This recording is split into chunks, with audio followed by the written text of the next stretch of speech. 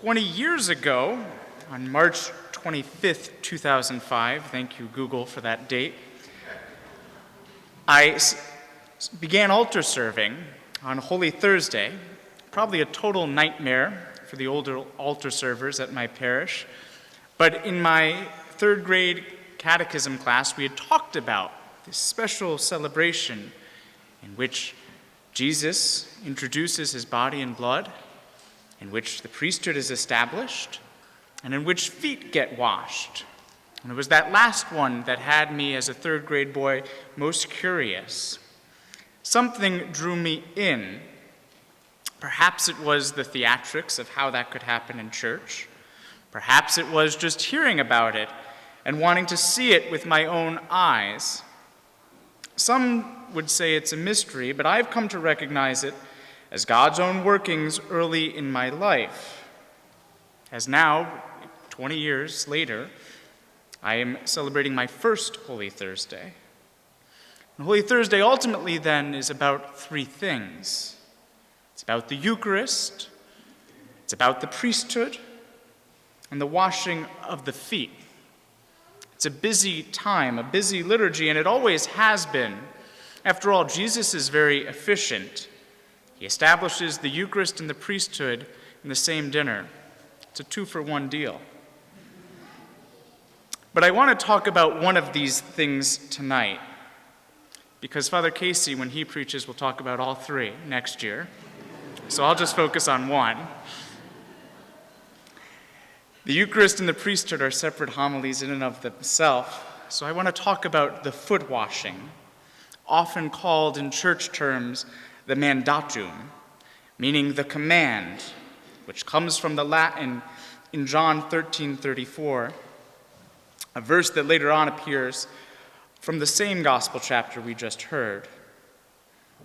John writes this, "A new command I give you, love one another as I have loved you."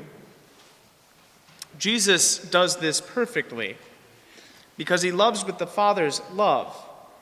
It's a love in which you and I always strive to achieve and yet so often fall short.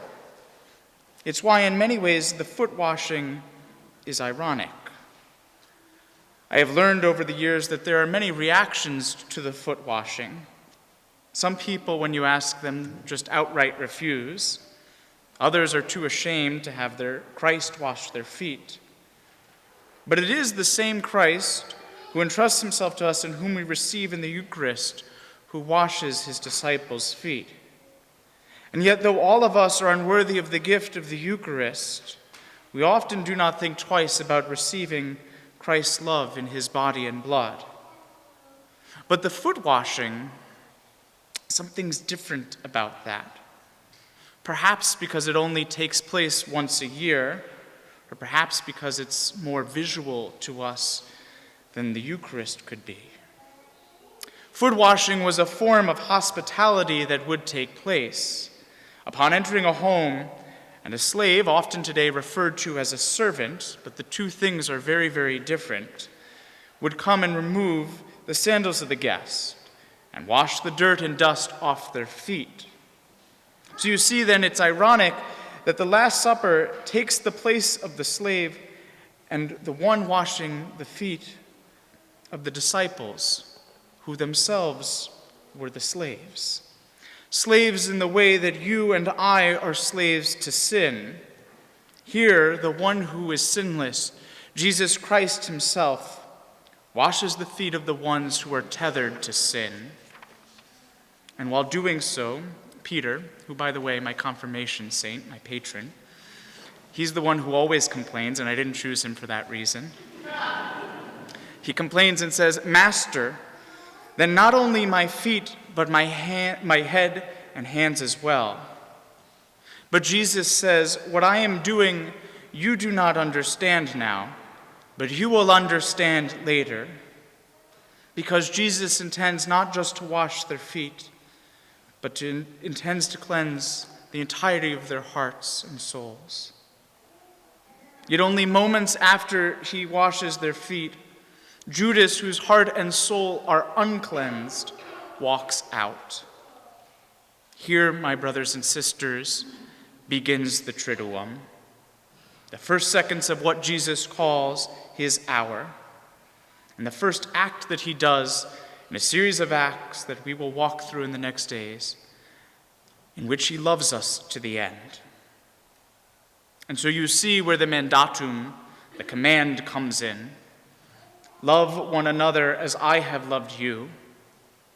Here Jesus models that love by bending low and washing the feet of the 12, the beginning of the acts in which he proceeds to go lower and lower, embracing the cross and the tomb and Sheol itself.